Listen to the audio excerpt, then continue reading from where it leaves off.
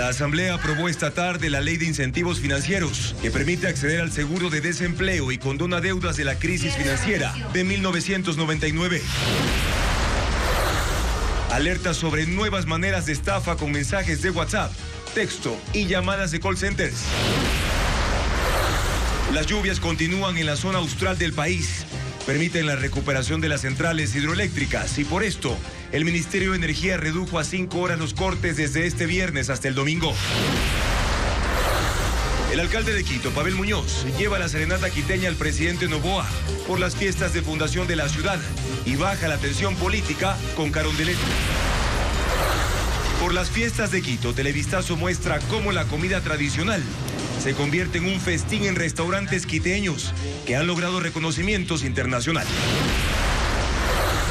El presidente Noboa vetó totalmente la reforma legislativa que prohíba la libre venta de leche en polvo y sustitutos de la leche materna. Cerca de 200 millones de personas en alerta por ola de frío que golpea el noreste de Estados Unidos. El fenómeno incluye fuertes vientos, lluvias heladas y caída de árboles en 10 condados. En la cuarta y última entrega sobre el Independiente del Valle, Televistazo cuenta cómo se ha convertido en el club que más jugadores exporta al fútbol mundial. Buenas noches, amigos. Bienvenidos a Televistazo Estelar, a esta nueva emisión informativa de las 7 de la noche. La Asamblea Nacional aprobó la Ley de Alivio Financiero que plantea beneficios para paliar los efectos de la crisis de generación energética en el país. La votación se dio en 3 bloques y solo el artículo que planteaba la contratación obligatoria de un adulto mayor por cada 50 empleados no pasó. Ariana Bermeo cubrió la sesión en el Palacio Legislativo. Con 3 votaciones, el Pleno de la Asamblea Nacional aprobó la Ley de Alivio Financiero y dio paso a la propuesta del presidente Daniel Noboa enviada con carácter económico urgente. La Comisión de Desarrollo Económico analizó y ajustó el proyecto que plantea beneficios para paliar los efectos de la crisis energética, entre ellos acceso al seguro de desempleo en 10 días para quienes perdieron su trabajo entre noviembre del 2024 y febrero del 2025. Diferimiento extraordinario sin intereses para deudas en el sector financiero público y privado. Refinanciamiento para créditos hipotecarios que se mantienen con el BIES, que hayan sido reestructurados y que estén en mora. Condonación del capital e intereses de créditos educativos que hayan otorgado a personas con discapacidad y que estén en mora. Para los miles de arrendatarios, hemos dispuesto la suspensión de las cláusulas de aumento del canon de arrendamiento, para que no suban los arrendamientos, los precios en el 2025. Y para los más de 380.000 deudores con la Agencia Nacional de Tránsito, van a poder hacer un pago parcial de su obligación principal y remitirse o condonarse el 100% de los intereses, multas y recargos ante la ANT. En el ámbito de servicios, las empresas de telefonía móvil deberán implementar medidas de compensación para sus usuarios por las deficiencias en su servicio durante los apagones y otorgar facilidades para cancelar. Se suspende el pago de planillas de electricidad por las que se hayan presentado reclamos. Pero tampoco van a poder suspender el suministro, ya que la luz y la energía son un derecho que tiene el pueblo ecuatoriano. Para las empresas habrá créditos tributarios de hasta el 45% del pago del impuesto a la renta si no despiden a empleados durante los meses de los apagones. Incorporamos una transitoria para que el SRI obligatoriamente publique los nombres y los montos de los que se benefician con esta ley y para que no haya cosas en oscuras ni entre gallos y medianoche. El único artículo que no fue aprobado por abstención del oficialismo es el relacionado con la contratación obligatoria de una persona de la tercera edad por cada 50 empleados de una empresa. El informe aprobado ahora pasará a revisión del presidente de la República. Y el presidente Noboa dispuso mantener la tarifa del impuesto al valor agregado, IVA, al 15% durante el próximo año. El mandatario enfatizó la importancia de tomar acciones económicas para garantizar los ingresos que contribuyan a la sostenibilidad de las finanzas públicas y la estabilidad, también las operaciones contra el conflicto armado interno. En la decisión se consideró la recomendación y el dictamen favorable del Ministerio de Economía. El IVA del 15% rige en el país desde el pasado 1 de abril.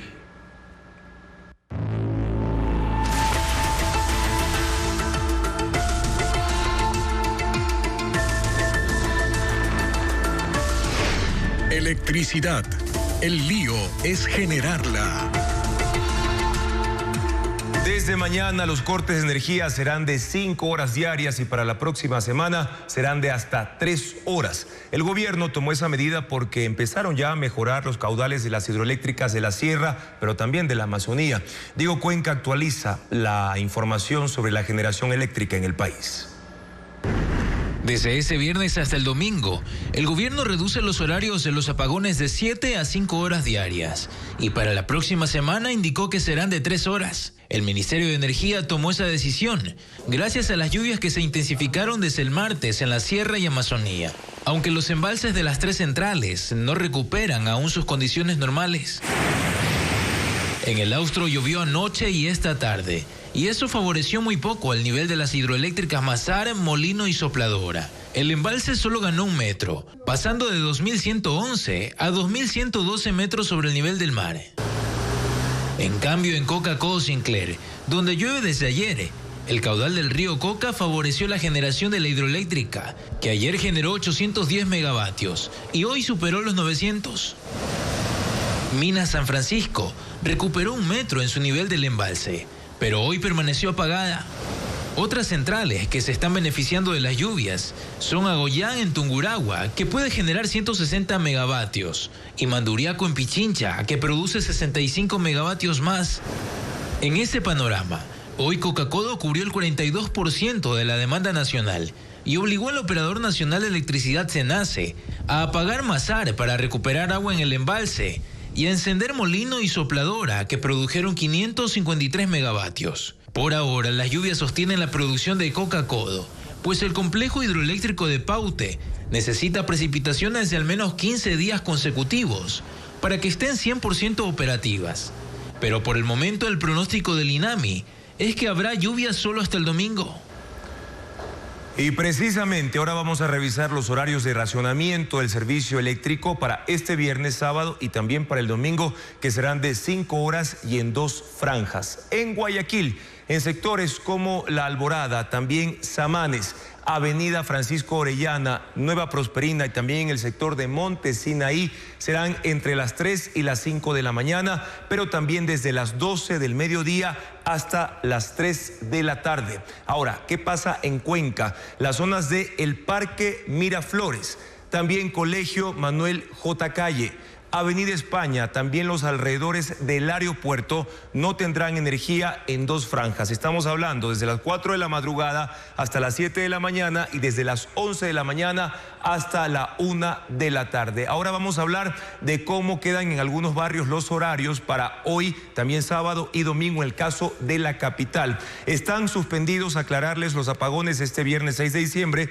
por las festividades de fundación, pero se van a retomar el sábado y el domingo. ¿En qué horarios? De 8 de la mañana a 11 de la mañana y de 8 de la noche también hasta las 10 de la noche, 5 horas de cortes en la capital, en los sectores de Chimbacalle, Belisario Quevedo y también en Iñaquito, en el norte de la ciudad, justamente en los horarios que estamos viendo en pantalla. Pero toda esta información, también cómo están los cronogramas de apagones en otros sectores del país, los pueden consultar en el código QR que aparece ya en estos momentos en pantalla. Abren la cámara de su teléfono y ahí podrá ingresar directamente a nuestra web ecuavisa.com para consultar de estos horarios a escala nacional y también las zonas donde se los aplica. Y en otros temas también les contamos que las intensas lluvias que cayeron esta tarde en Cuenca provocaron inundaciones en 4 sectores del norte de la capital Azuaya. Una de las causas fue el desbordamiento de quebradas que están en esa zona. La acumulación de agua afectó a una escuela donde 3 docentes no pudieron salir de las aulas, pero sus compañeros usaron un carro para sacarlos. Otro de los efectos fue que el río Machángara estuvo a punto de desbordarse, mientras los otros 3 afluentes mantienen sus caudales de manera normal. Nuevas nevadas causan estragos en Estados Unidos. Según medios internacionales, 200 millones de personas están bajo alerta ante la llegada de una tormenta que dejará comunidades enteras bajo nieve, creando condiciones peligrosas para manejar en carreteras. Ileana Suárez con las imágenes del fenómeno.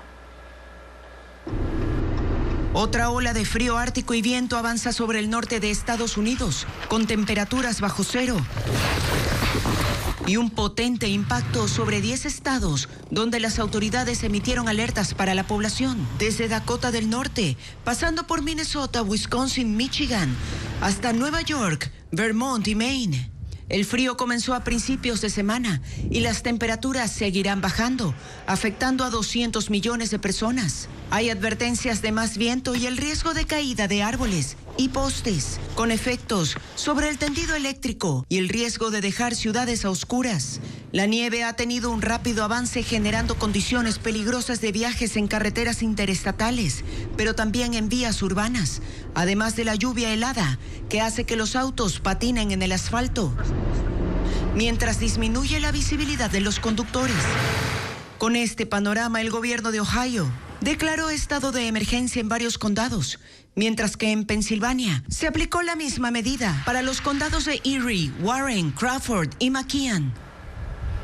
El presidente de Corea del Sur es investigado por traición y sedición luego de intentar implantar la ley marcial contra políticos opositores.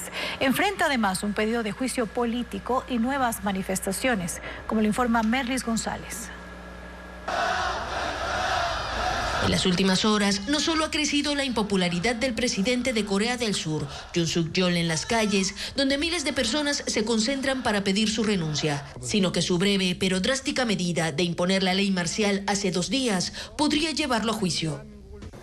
El Partido Democrático, su principal opositor, y otras 5 agrupaciones políticas presentaron el pedido de destitución en la plenaria este jueves por vulnerar gravemente la Constitución y la ley. La solicitud será discutida entre viernes y sábado, y para llevarlo a juicio se necesitarán 2/3 del total de los parlamentarios y el apoyo de al menos 6 de los 9 jueces de la Corte Constitucional. El partido oficialista no apoya el juicio, aunque lo presionan para que renuncie. Pero el Parlamento y las manifestaciones no son los únicos problemas que enfrenta el mandatario surcoreano. La policía lo investiga por traición e insurrección.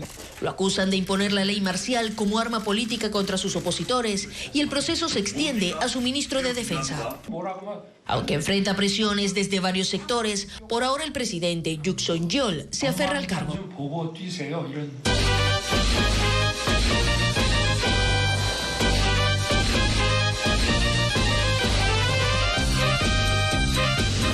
Quito, sin luz, pero de farra.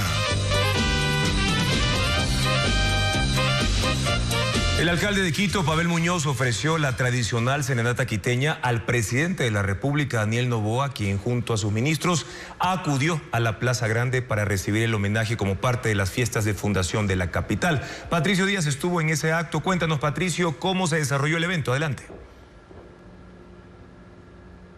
Sí, sin mayor novedad, más bien con mucho ánimo frente a las fiestas de la capital. Incluso bailaron las autoridades aquí en la Plaza Grande. Cerca de las 5 de la tarde, te cuento, Juan Carlos y amigos televidentes, que llegó el alcalde de Quito hacia el Palacio de Carondelet con una comitiva de concejales, precisamente para hacer la invitación al presidente de la República. Después de unos minutos de un saludo protocolar interno que fue reservado, salieron al balcón, como vemos, a saludar a los quiteños que se encontraban o a los visitantes que se encontraban aquí en la Plaza Grande.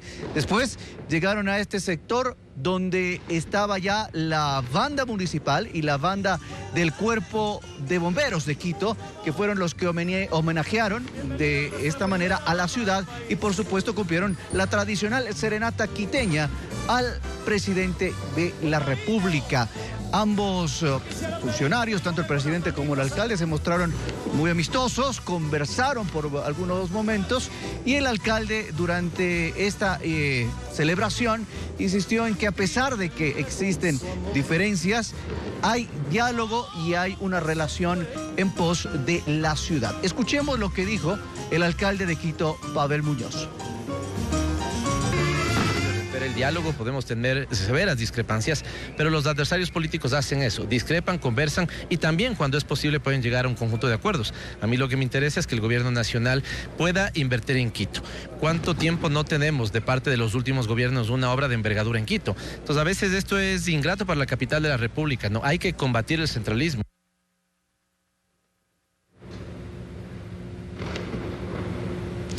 Bien, esto es parte de las celebraciones a la capital de la República. Mañana se realizará la sesión solemne de la ciudad en el Teatro Sucre, así que también ahí estará el presidente de la República. Esto es el inicio de estas fiestas de Quito en 5 de diciembre. 110 chivas tienen permiso para circular por las calles de Quito. Un recorrido en estos vehículos fiesta puede costar hasta $450 en las vísperas de la conmemoración de la fundación de la capital. Diego Puente recorrió los puntos de encuentro de estas unidades de transporte. Veamos. Sin chivas no hay fiestas de Quito. 110 buses y camiones han sacado el permiso municipal para circular por la ciudad con una pista de baile en lugar de la plataforma de carga. Chiva es sinónimo de fiesta, con música a todo volumen, bailes, coreografías y canelazos. En días comunes el costo del recorrido de 2 horas es de $200. En fiestas de Quito puede llegar hasta 450. Una chiva puede facturar hasta $3.100. La mitad es ganancia. Con el resto se cubre el trabajo del chofer, DJ y coordinador, los administrativos, los mecánicos y los encargados de servir 25 litros de canelazo. Las reservas se hacen hasta con 6 meses de anticipación. Nosotros tenemos la reservación y ya es desde junio. Entonces llegamos a los meses que son noviembre y diciembre y cada chiva por lo general sale con 7, a veces hay adicionales de 8 recorridos. En las oficinas de empresas públicas y privadas se organizan para contratar una unidad. La empresa realmente nos da muchos beneficios y este es uno de esos. Bueno, esta fue como una organización de todas las unidades. Que todas las unidades tenemos diferentes percepciones, no tenemos mucho tiempo, nos organizamos y pusimos la chiva. Como comisión ponemos una cuota inicial, pero todo el equipo colabora con una cuota, así vamos dando fondos para hacer estas actividades. Para cubrir la demanda de chivas, unidades de Ambato, Baños de Agua Santa, Ibarra, Riobamba y Cotopaxi obtienen los permisos para circular y poner el ritmo de fiesta en la ciudad. La chiva reactiva a su paso la economía de pequeños comerciantes que, aprovechando las paradas para bailar, venden chochos, caramelos, dulces, empanadas y, por supuesto, canelazos. A ver las canelas, a ver las canelas. Una de esas paradas es el costado sur de El Ejido. En cada parada los coordinadores de las chivas arman programa, hacen coreografías, dinámicas en grupo, concursos de baile y hasta eligen a la quiteña bonita y al chuya quiteño. Nuevamente se pospone la audiencia sobre la suspensión de la vicepresidenta Verónica Abad. La jueza decidió mantener la fecha inicial por reclamo de Abad y porque la ministra del Trabajo ingresó un extenso escrito a último momento. Jacqueline Rodas con los detalles. A las 9 en punto, la vicepresidenta de la República, Verónica Abad, llegó al Complejo Judicial Norte de Quito para la continuación de la audiencia de acción de protección con la que busca revertir su suspensión. Anoche, los abogados de Abad pidieron a la jueza Nubia Vera que se respete la convocatoria inicial para el 9 de diciembre, porque ellos no pueden viajar a Quito por compromisos profesionales adquiridos antes de que se adelante la audiencia para este jueves. ¿Cuál es la razón por haber cambiado en forma sorpresiva, abrupta, la audiencia para el día de hoy?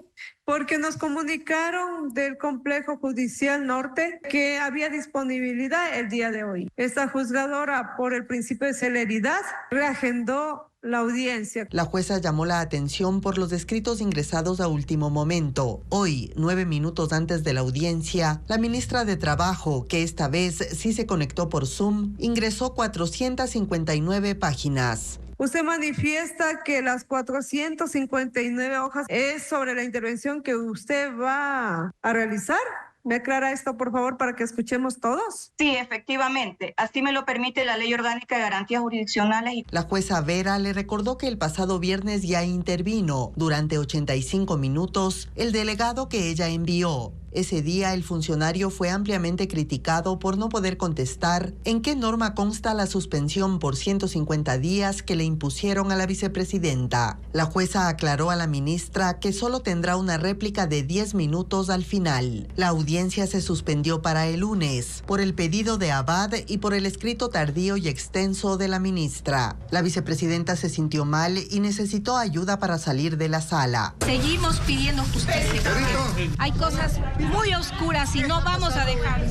Aún falta la intervención de 41 personas que se inscribieron para exponer a favor y en contra de la suspensión de Verónica Abad. Visitar el monasterio de Santa Catalina en el centro histórico es una experiencia que conecta el alma de Quito con una de sus joyas más entrañables. Cada botella de vino, las hostias y también los productos naturales se han vuelto una marca en ese convento. Veamos.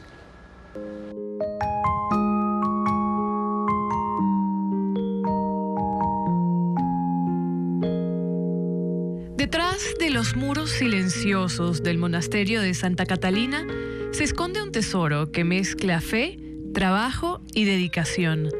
Las hermanas de este convento mantienen vivo un legado artesanal que ha trascendido generaciones, como la elaboración de vino tierno, hostias y productos naturales. Los productos tienen buena acogida, entonces eso es lo que a nosotros nos ayuda muchísimo, ¿no? El vino más es para la misa. Las hostias y el vino sale igual. Entonces, hostias grandes y hostias pequeñas. Guardado en barriles para macerarse, este vino obtiene su color gracias al azúcar quemada que le añaden en el proceso. Aunque actualmente cuentan con una máquina que rellena botellas y las sella, ellas recuerdan que antes todo el trabajo era manual. Es el vino para consagrar. Eso llevan también como para remedio, para los niños que no pueden hablar o también para adultos o algún compromiso social. La elaboración de las hostias es otra de las actividades emblemáticas del monasterio que son distribuidas a distintas comunidades dentro y fuera del país. Este proceso que llevan a cabo con precisión y cuidado también es una conexión con el servicio religioso. Dentro del convento se produce la mayoría de la materia prima. Durante la pandemia cerraron su histórica farmacia que ofrecía remedios naturales. Sin embargo, las hermanas tienen planes de reabrirla y de volver a Quito este rincón de salud y tradición. El presidente de la República vetó totalmente la ley de lactancia materna aprobada por la Asamblea Nacional. El régimen no está de acuerdo en que los sustitutos de la leche materna se vendan solo con receta médica. Patricio Díaz conversó con quienes defienden y cuestionan también la medida. El proyecto de ley para el fomento y protección de la lactancia materna no podrá ser tratado durante un año. El presidente de la República vetó totalmente el texto aprobado por la Asamblea. Cuestionó el artículo que prohibía la venta libre al público de sustitutos de leche materna. La propuesta indicaba que solo se podría vender bajo prescripción de un médico. El Ejecutivo dice que esa limitación crea un obstáculo que pone en riesgo la salud y alimentación de nuestros infantes. En el documento remitido a la Asamblea, además dice que no es correcto imponer a la mujer la lactancia materna, pues hay una afectación directa a los derechos. La decisión del legislativo había generado posiciones a favor y en contra. La Asociación de Neonatólogos dijo que la mejor opción en una ley de lactancia materna es promover antes que prohibir. Porque una madre que trabaja puede necesitar en algún rato apoyarse con la fórmula infantil. Lo que nosotros debemos garantizar es el acceso a este niño a que tenga más tiempo con su madre y más apego para que pueda lactar. Humberto Tapia, médico y legislador, defendió que los sustitutos de la leche no sean de venta libre. Organizaciones como OMS, UNICEF, entre otras, según él, alertan sobre el uso indiscriminado de esos productos. Lo que no debe abrirse es la puerta para que como única opción sea el mercado de las leches el que le solucione el problema de la lactancia materna. Lo complica. Las empresas que distribuyen estos productos no se pronunciaron. Brasil suspendió la compra de camarón a Ecuador. Los ministerios de Agricultura y de Pesca de ese país argumentaron supuestas irregularidades sanitarias.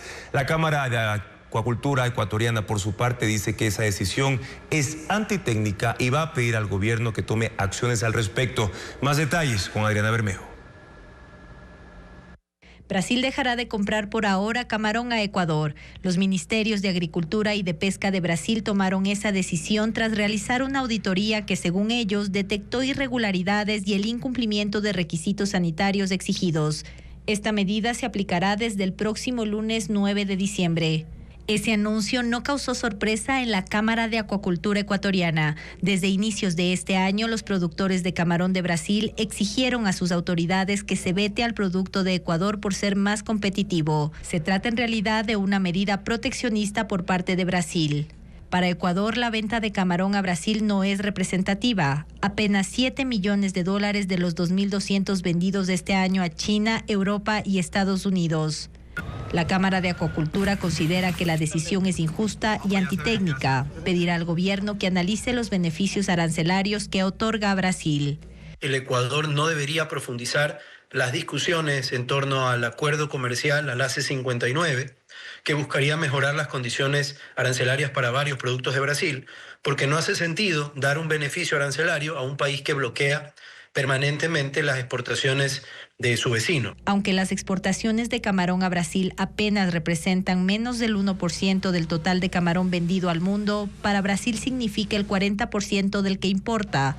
La Cámara de Acuacultura evoca, no obstante, que hay que ver este problema en el contexto integral de la relación comercial con Brasil, que le vende a Ecuador $12 millones más que lo que le compra. Hay materias primas, inclusive de uso acuícola, como la soya, ¿no? Que es uno de los productos principales que Brasil nos vende, es una materia prima para camarón, pero de ahí en adelante usted tiene una gama de productos sobre los cuales también como industria vamos a solicitar se apliquen medidas de retaliación que correspondan. El Ministerio de la Producción analiza las consecuencias de esta decisión y emitirá un comunicado en las próximas horas. Un potente sismo sacudió la tarde de este jueves a California, Estados Unidos. Según el Servicio Geológico, fue de 7 grados y su epicentro fue en el mar, cerca de la costa de la ciudad de Ferndale, condado de Humboldt. Las autoridades emitieron una alerta de tsunami, lo que provocó la evacuación de las zonas residenciales costeras, aunque más tarde fue cancelada. El sismo se sintió en gran parte del estado y fue seguido de réplicas. No se reportaron daños importantes ni heridos. Y en Estados Unidos, las autoridades temen que una mujer en el oeste de Pensilvania que desapareció mientras buscaba a su gato haya sido tragada por un socavón. La policía dice que los familiares de Elizabeth Pollard dieron la alerta alrededor de la 1 de la mañana del martes para denunciar su desaparición cuando fue a buscar a su gato. Encontraron su auto parqueado cerca de un hueco del tamaño de una alcantarilla. Desde el martes, los equipos bajaron por el agujero con una cámara y un dispositivo de escucha sensible, pero hasta ahora no han hallado nada. Y los rebeldes sirios aseguran haber tomado el control de la ciudad de Hama en el centro del país. El lugar estratégico está en la ruta que lleva hacia la capital, Damasco. Esto a pesar de los fuertes combates contra el ejército de Bashar al-Assad y el apoyo de Rusia e Irán. Los rebeldes que combaten contra el régimen sirio, liderados por el grupo yihadista Hayat Tahrir al-Sham y otras milicias respaldadas por Turquía, han entrado a Hama, la cuarta ciudad más grande del país. En redes sociales, los insurgentes aseguran que tomaron el control del aeropuerto militar y liberaron a cientos de reos de la prisión de la ciudad.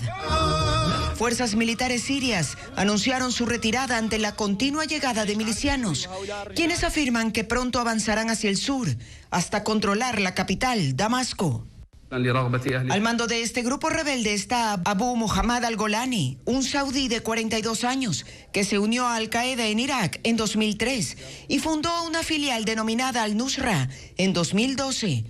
Ha tenido un papel relevante en el conflicto sirio desde sus inicios y figura en la lista de los terroristas más buscados por Estados Unidos. Al-Golani tiene un gran conocimiento del campo de batalla, maniobras que aprendió en su paso por otras organizaciones extremistas, eliminando a competidores y antiguos aliados. En esta nueva arremetida contra el régimen sirio, ha logrado controlar la ciudad de Alepo, Idlib y Hama. El régimen de Bashar al-Assad continúa al mando de un 70% del territorio, un 15% es controlado por fuerzas kurdas. Ciertos sectores están en manos de los turcos, otros bajo control estadounidense y el resto es manejado por el grupo Estado Islámico. Mientras tanto, el régimen de Bashar al-Assad planifica una estrategia de contraataque con ayuda de la aviación rusa y fuerzas iraníes como aliadas. El presidente de Francia, Emmanuel Macron, aceptó la renuncia del primer ministro Michel Barnier, que fue destituido por la Asamblea Nacional, y anunció el nombramiento de un nuevo funcionario en los próximos días. Según dijo, en la renovación del gabinete participarán todos los partidos políticos y la prioridad será la aprobación del presupuesto para garantizar el funcionamiento del Estado y combatir la inflación. Macron acusó a la extrema derecha por apoyar y dar los votos para desestar a Barnier, desestabilizando la administración pública y, según él, generando el caos político. Disneyland París lanza un nuevo espectáculo nocturno que rinde homenaje a la Catedral de Notre Dame. Se trata de una mezcla de fuegos artificiales, show de drones y proyecciones que llenan de luz su famoso castillo. Merlis González con las imágenes.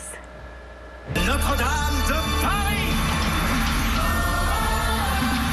El bufón de la película El jorobado de Notre Dame guía el espectáculo audiovisual que ilumina las noches de Disney París desde hoy. Voilà Esmeralda. Presenta a los personajes principales de la historia que son proyectados en el castillo, acompañados de música, efectos acuáticos y pirotecnia.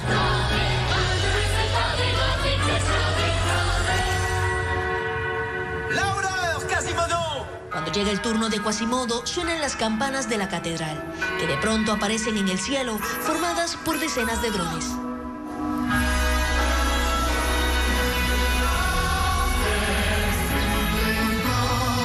Notre Dame, majestueuse et mystérieuse, où vit Quasimodo. El show une la conocida película de Disney con la tecnología de la empresa Dronisus y la banda sonora, interpretada por la Orquesta Sinfónica de Londres, para rendir homenaje a Notre Dame, símbolo de Francia, que reabrirá sus puertas este sábado.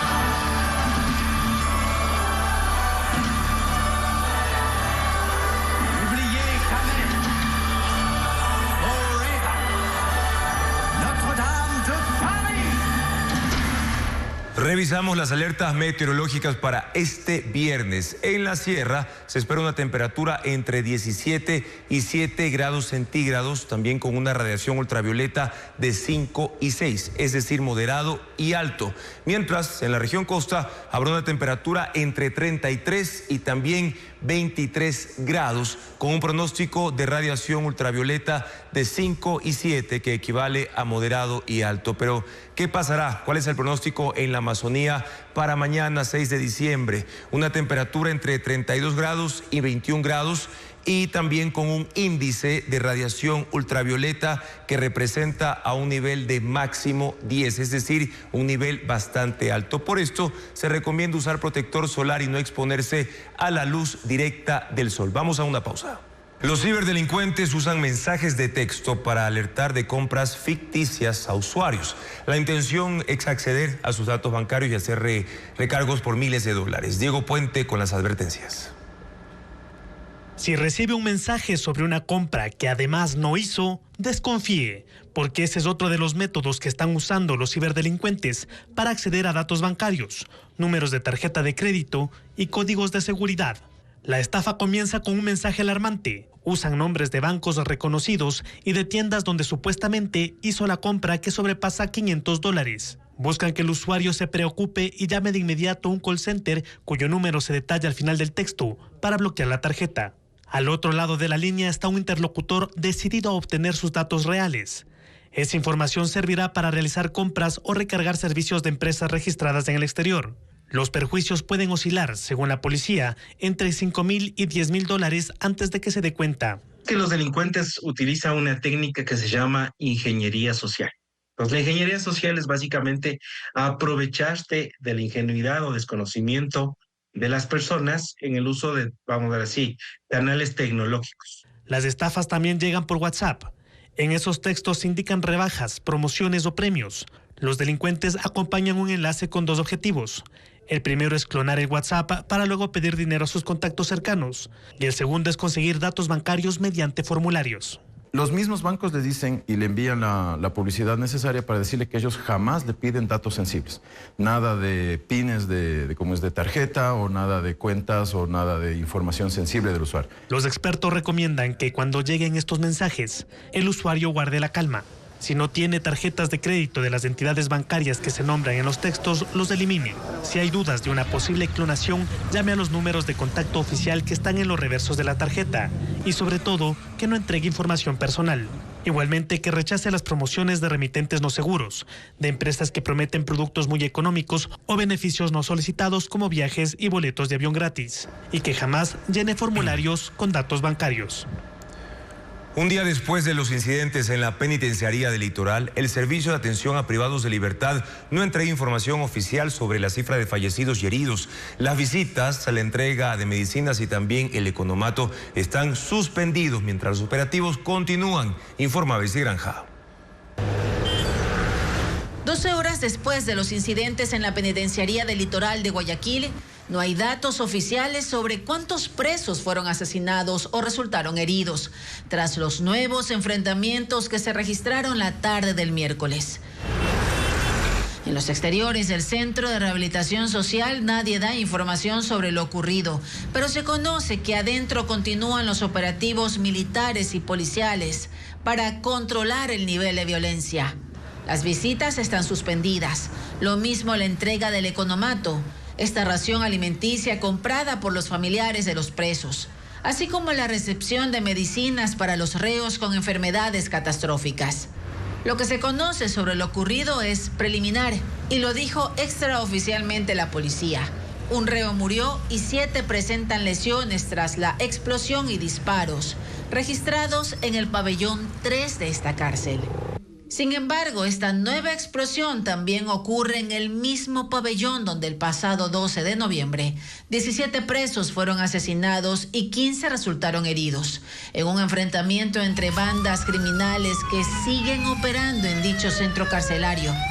Esto pese al régimen militar que instauró el gobierno desde el pasado 9 de enero, una estrategia considerada poco eficaz por organizaciones de derechos humanos en Ecuador. Fuerzas Armadas no tiene la competencia ni de controlar la seguridad de los pabellones, ni mucho menos asegurar la rehabilitación social. En septiembre pasado, el Comité de la Tortura de Naciones Unidas emitió un informe donde expresó su preocupación por la situación de los presos en el país. A Cuenca llega el Ballet de Moscú sobre hielo para presentar la tradicional obra El Cascanueces, y la Orquesta Sinfónica de Guayaquil ofrecerá un concierto de Navidad en el Teatro Centro de Arte Estefanía Arias con las fechas de estos eventos como parte de la agenda cultural. El Cascanueces es uno de los bailes clásicos de la temporada navideña, con música del gran compositor ruso Tchaikovsky.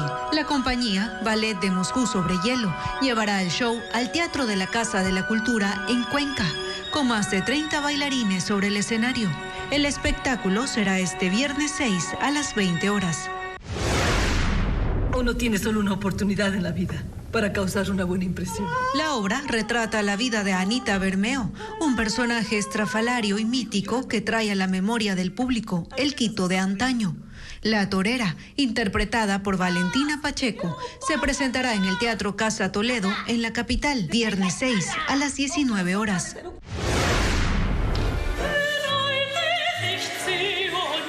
Una de las composiciones de música sacra más sublimes será interpretada por la Orquesta Sinfónica de Guayaquil en el concierto Oratorio de Navidad. Bajo la dirección del maestro Íñigo Pirfano. Esta obra, que combina coros majestuosos y una instrumentación barroca, invita a reflexionar sobre el misterio de la Navidad. El show será en el Teatro Centro de Arte del Puerto Principal, este viernes 6 a las 19 horas. 2 sismos se sintieron este jueves en Manabí y también en la provincia del Guayas. El último fue reportado por ciudadanos de cantones de Manabí como Porto Viejo y Manta a las 6 de la tarde con 14 minutos. El Instituto Geofísico confirmó que fue de 4.57 grados, mientras en Guayas a la 1:05 de la tarde ocurrió un sismo de 3.7 grados a 10 kilómetros de El Triunfo. En menos de una semana, el ejército decomisó 2 tanqueros con 20.000 galones de petróleo. Los narcotraficantes utilizan ese crudo para refinar gasolina blanca que sirve para procesar hojas de coca, como le explica Paul Romero. El robo de petróleo se incrementó en 2024 en las provincias de Orellana y Sucumbíos, frontera con Colombia. Este jueves, patrullas del ejército localizaron un centro clandestino de acopio de petróleo en La Primavera, cantón Xuxufindi, en Orellana. Se confiscó un tanquero con 10.000 galones de crudo, que equivale a 250 barriles de petróleo de exportación. A medio kilómetro de ese lugar se detectó una tubería perforada del Sote con un acople subterráneo para la extracción del crudo. La unidad de delitos hidrocarburíferos de la Fiscalía abrió una investigación. 2 personas fueron detenidas. Ese es el segundo cargamento de petróleo que el ejército decomisó en 3 días. El martes en Cachapamba, cantón Rumiñahui, otro tanquero fue incautado con igual cantidad de crudo. El conductor fue detenido porque no justificó la procedencia y el destino del combustible. Este año las Fuerzas Armadas han decomisado en Orellana y Sucumbíos 28.000 galones de petróleo, 13.000 más que el año pasado. Según el bloque de seguridad, el crudo es refinado por narcotraficantes en lugares clandestinos de la frontera norte para obtener gasolina blanca que utilizan como precursor en el procesamiento de la hoja de coca. Para evitar el robo de petróleo y combustible, las Fuerzas Armadas y Petroecuador firmaron en septiembre pasado un convenio de seguridad y protección de los 1.655 kilómetros del Sote y del poliducto. Desde 2022 se han encontrado 949 perforaciones clandestinas y las pérdidas para el Estado, según Petroecuador, suman $180 millones. Tras estar en cautiverio durante 4 días, el futbolista Pedro Pablo Perlaza y su amigo fueron liberados en una zona montañosa del cantón Atacames, en Esmeraldas. El defensa de 33 años fue hallado con golpes en el rostro y también en la cabeza. Según la policía, los secuestradores exigían $80.000 para su liberación.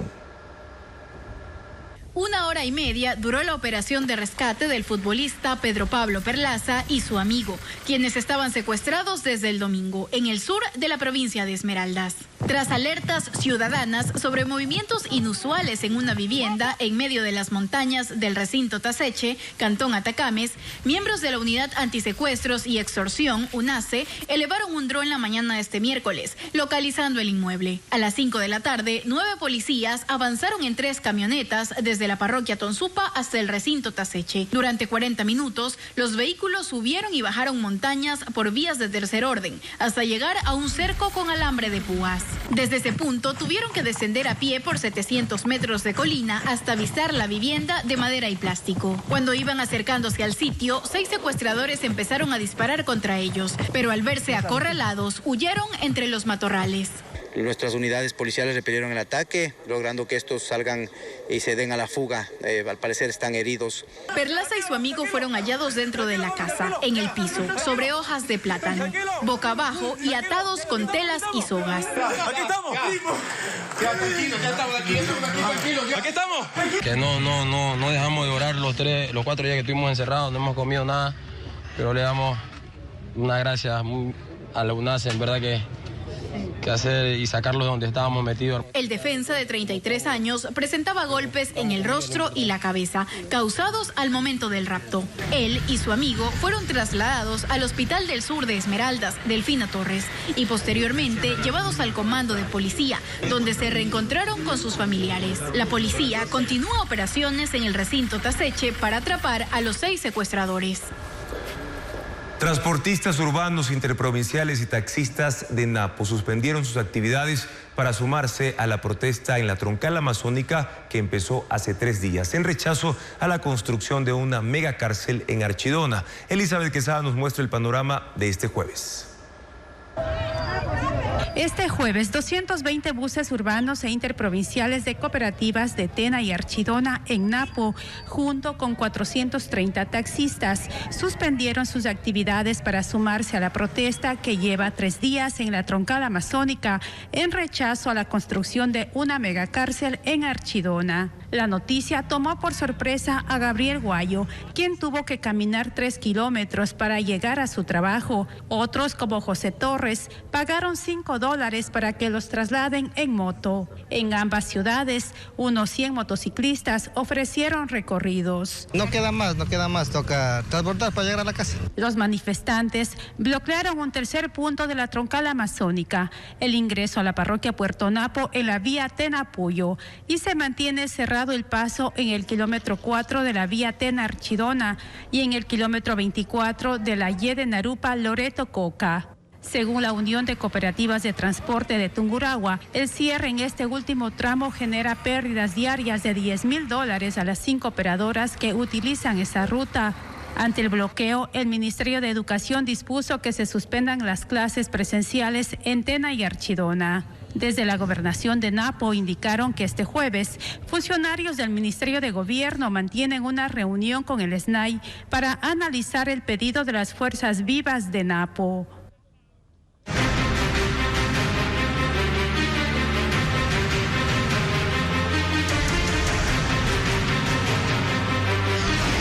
Agua, el dilema en el Cajas.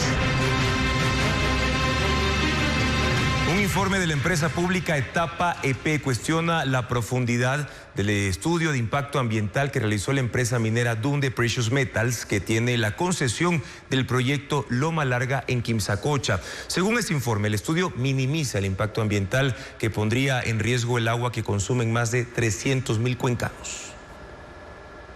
Un informe de Etapa, la empresa pública de telecomunicaciones, agua potable, saneamiento y gestión ambiental de Cuenca, enciende alertas. Allí se determina que el estudio de impacto ambiental presentado por la empresa canadiense DPM, uno de los requisitos para iniciar la fase de explotación del proyecto Loma Larga, es incompleto. Los estudios proporcionados por la minera no llegan a la profundidad que se necesita para poder tener certeza de que los impactos se reducen o se minimizan. Entonces, nosotros estamos completamente convencidos que una acción de minería en la zona de Páramo sería realmente complicada y muy peligrosa para lo que es el agua de Cuenca. El proyecto Loma Larga se ubica en la provincia de La Suay, en el páramo de Quimsacocha. Tiene una extensión de 2.147 hectáreas y se prevé que de allí se extraigan 2.2 millones de onzas de oro y 88 millones de libras de cobre. Este proyecto minero se remonta 25 años atrás. En 1999 se entregó la concesión. En 2002 se inició la fase de exploración avanzada. 2 años después se descubrió el depósito Loma Larga, que registra reservas de oro, plata y cobre. Durante todo este tiempo, la posibilidad de hacer minería en zona de páramos ha sido rechazada por distintas organizaciones sociales. De hecho, el 7 de febrero de 2021, el 80% de los cuencanos le dijo no a la minería en la zona de recarga hídrica de los ríos Tomebamba, Tarqui, Yanuncay, Machángara y Norcay. Sin embargo, al haber sido entregada la concesión de Loma Larga antes de la consulta, sigue vigente. El pasado 31 de octubre, en pleno feriado, el Ministerio de Ambiente desarrolló una consulta ambiental en la que participaron cerca de 90 personas. Ellos avalaron el inicio de la explotación minera en Quimsacocha, que ahora solo espera que la autoridad emita la licencia ambiental, que según Etapa no se debería conceder por los distintos riesgos que conlleva el desarrollo de minería en esa zona. Esa agua, el momento que entra en contacto, es un agua contaminada y es una contaminación química, es una contaminación con arsénico, con mercurio, con azufre. Entonces, es un proceso muy complejo de tratar, hasta para nuestras plantas de tratamiento de agua potable, porque si llega esa agua contaminada, a la fecha ninguna planta del país es capaz de procesar esos metales pesados.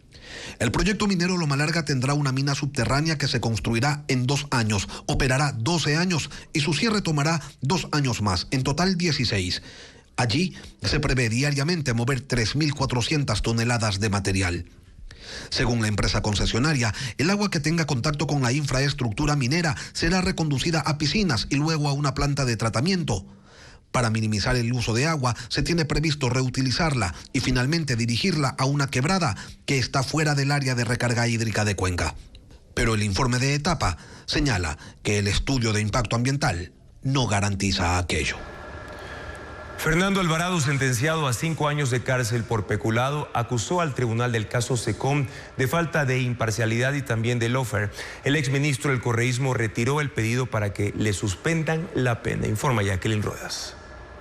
El exsecretario de Comunicación del correísmo, Fernando Alvarado, sentenciado a 5 años de prisión por peculado en el caso SECOM, solicitó la suspensión condicional de su pena. Esto implica cumplir su condena fuera de la cárcel con 10 restricciones, entre ellas permanecer en Ecuador, tener un trabajo, presentarse periódicamente ante un juez y pagar la reparación económica al Estado. La audiencia para decidir estaba pendiente desde octubre y se pospuso porque Alvarado cambió de abogado 2 veces. No se presentó o pidió diferimiento a último momento. El tribunal le llamó la atención y dijo que su conducta es un abuso del derecho. La fecha inamovible fue este jueves, pero Alvarado no compareció y tampoco su defensa. Ayer envió un escrito acusando a los jueces de falta de imparcialidad y de tratarlo de forma abrupta para consumar el lawfare, término usado por la corriente conocida como socialismo del siglo XXI para alegar persecución. El sentenciado retiró la solicitud para que le suspendan la pena. Sin embargo, la audiencia sí se instaló para otros 2 condenados, el contratista Carlos Bravo y el exsecretario Pablo Llanes, pero el tribunal negó su pedido. El cuarto sentenciado es el exsecretario de Medios Patricio Pacheco. Él tiene el proceso suspendido porque se inscribió como candidato a asambleísta alterno por la Revolución Ciudadana. A todos les queda el recurso de casación antes de que se ejecute su condena.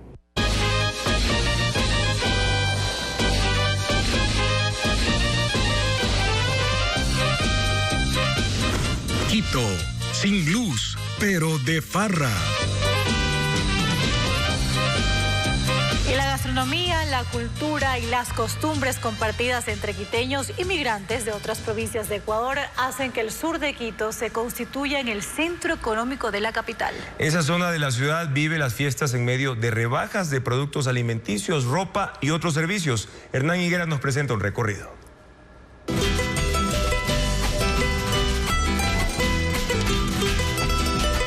La noche en el sur de Quito puede ser larga, más aún en fiestas. En la calle J en Solanda, por ejemplo, es imposible dar un paso sin sentir el olor de los mariscos de Manabí, la tripa misqui quiteña o la cangrejada guayaquileña.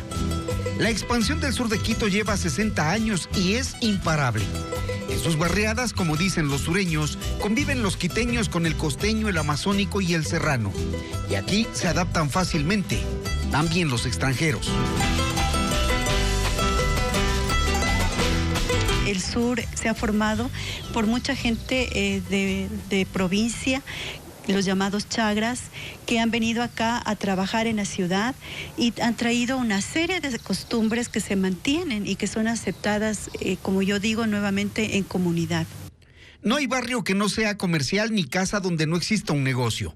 Y aunque los coloridos rótulos con particulares nombres generan contaminación visual, a los barrios del sur llega gente del norte y de los valles.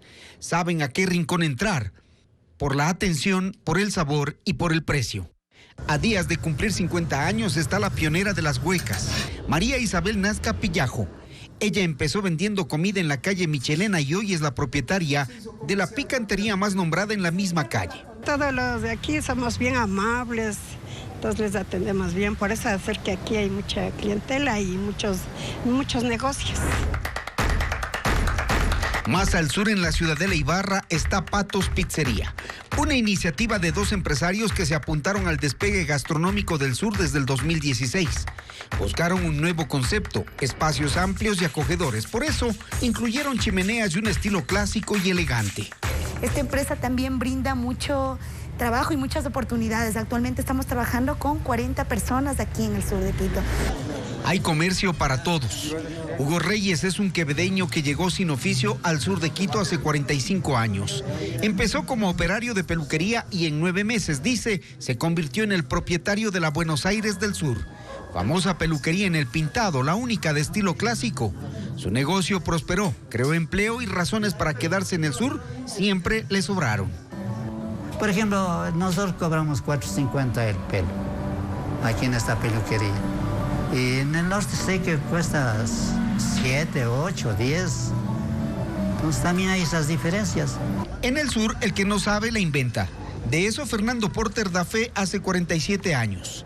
No toca instrumento alguno, pero tiene uno de los almacenes más surtidos para los músicos. Me ha gustado toda la vida cantar. ¿Qué toca usted? Cantar, bailar y todo eso me gusta. Posee además esa chispa humorística característica del quiteño que nunca se aparta del fútbol. El Independiente le dio 5-0 a ese entonces mi Aucas. Y me encantó cómo jugaban esos guambritos. Creo que ya se viró el corazón. Se cambió de hincha entonces. Me cambié de hincha, no de equipo, por favor. ¿Ya? Eso no pondrá. El sur nunca se apaga. Hoy es la zona económica más dinámica de la capital y donde una buena parte de las transacciones se hace en efectivo. Y Quito también brilla en el mapa gastronómico mundial con restaurantes premiados. Son sabores ancestrales elevados con técnicas gastronómicas que compiten en las grandes ligas. Son propuestas innovadoras y de alta cocina. Carla Delgado visitó 3 de ellos y ha preparado un reportaje. Quito está en el mapa culinario internacional, gracias a nuevas propuestas que elevan la comida tradicional y la convierten en un festín para los sentidos. Nuema es uno de estos. Está en Quito desde hace una década. Recibió su primer reconocimiento en 2019. Hoy está en el puesto 11 de los mejores restaurantes de Latinoamérica y el 61 en el mundo, por el prestigioso ranking de World 50 Best. ¿Qué le ha valido estos reconocimientos? Pía Salazar junto a su esposo Alejandro Chamorro son los propietarios. Ambos chefs trabajaron en el exterior, especialmente en Perú justo cuando su gastronomía estaba en auge. Pensaron que la comida ecuatoriana no tenía nada que envidiarle y empezaron su propio sueño. Abrieron su restaurante para enaltecer los productos ancestrales olvidados por la cocina contemporánea y que aportan un sabor diferente. Y siempre vamos buscando como el producto emblemático de cada región, la sal prieta. Y en la costa, en Esmeraldas, tenemos la chillangua. Es como la mezcla de un cilantro y un perejil. Este restaurante también fue pionero en el menú degustación. Los visitantes no acceden a cartas. Nuema cuida cada detalle. Manjares perfectamente presentados.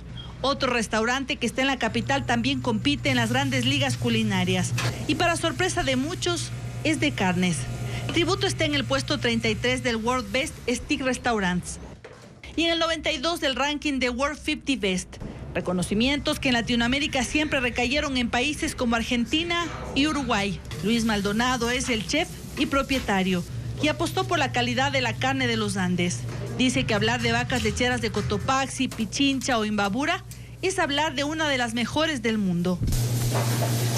No estamos descubriendo el agua tibia, estamos entendiendo las características que tienen los Andes con un animal que hoy en día es muy valorado en Europa, como el Holstein para carne, y bueno, utilizando esos animales que no eran bien pagados, que no eran valorados, que se consideraban descarte, y hoy en día con una filosofía de un pago justo por ese animal. Más que reconocimientos internacionales, busca que la carne sea valorada por los ecuatorianos. El tratamiento que le dan a la carne es una verdadera ciencia. Uno de los platos más valorados es la bisteca ahumada. La carne tiene una maduración de 35 días. Se ahuma en madera de canelo para que le aporte un sabor distinto. Luego le engrasan hasta que se caramelice. Hasta que finalmente llegue al plato. Un proceso minucioso que toma alrededor de 45 minutos. Televistazo visitó otro restaurante galardonado de alta cocina.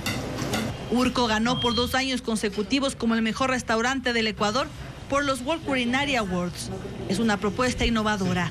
Cuenta con un menú que cambia cada 3 meses y está inspirado en la cosmovisión andina y en las fiestas de los Raimis.